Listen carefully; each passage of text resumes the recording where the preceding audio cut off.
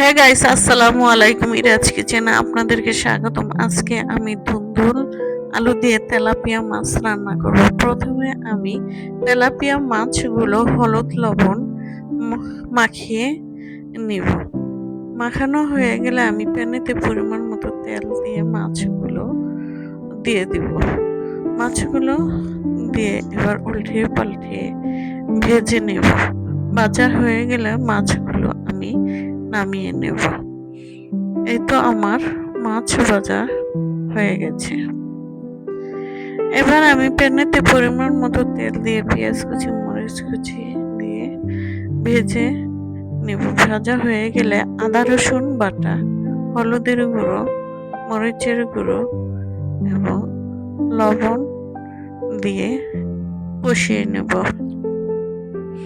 কষানো হয়ে গেলে ধুন্দুল আলু কেটে রাখা এগুলো দিয়ে দেব। দিয়ে এগুলো নেড়ে চেড়ে মশলার সাথে কষিয়ে নেব ঢাকনা দিয়ে। এরপরে আমি পানি অ্যাড করে দেব সামান্য পরিমাণে।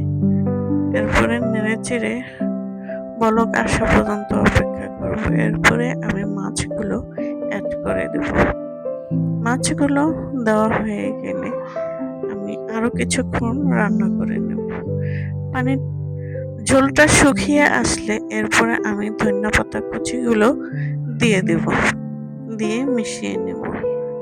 এই তো আমার মাছের তরকারি রান্না কমপ্লিট। গাইস, কেমন লাগলো?